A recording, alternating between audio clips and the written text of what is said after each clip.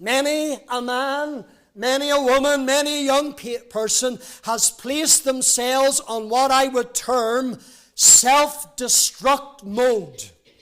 That's what they are tonight. They're in a mode that I would term as self-destruct. By their actions, by their choices, by their decision making, many a sinner is destroying their own lives.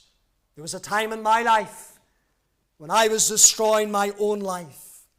Choices that I made as a young man, if it hadn't been for the grace of God, if it hadn't been for the intervention of God in the gospel, it would have been that which would have destroyed my health, it would have destroyed my purity, and most importantly, it would have destroyed my soul.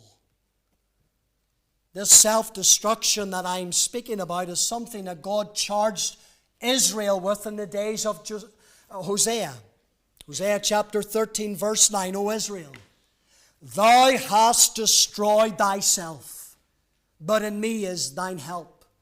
O Israel, thou hast destroyed thyself.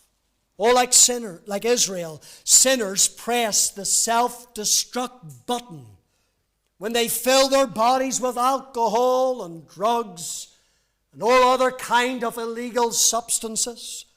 The sinner presses the self-destruct button when they live sinful lives that are contrary to the teaching of God's holy word.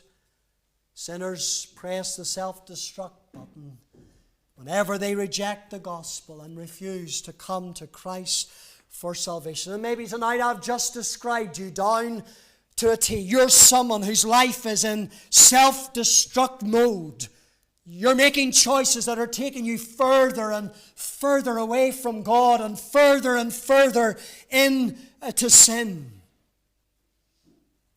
Well, let me encourage you tonight to change course and to believe the gospel. May God open your eyes tonight that you might see that you're destroying yourself. As you live on in sin, you're destroying yourself. You know, I sort of try to think about an individual like that and try to think about an illustration that would really sum up what a sinner does whenever it comes to this matter of committing sin and giving themselves over to sin. I thought about a man in the middle of the Atlantic Ocean. There he sits in a wooden rowing boat. And he has in his hand a drill with a drill bit. And he's drilling into the bottom of that particular rowing boat, that wooden rowing boat, hole after hole after hole. What's going to happen? That boat is going to fill with water. And that boat is going to sink. I tell you, sinner, that's what you're doing. Every sin that you commit is like that man drilling a hole in the bottom of a wooden rowing boat in the middle of the Atlantic Ocean with none to help. I tell you, you are going to go down and you're going to go under.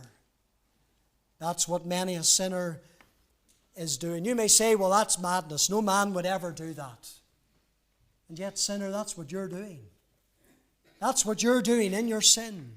What Adam did in the Garden of Eden by pressing the self-destruct button is exactly what you are doing as a sinner. May God awaken you to the spiritual injury that you are inflicting on yourself.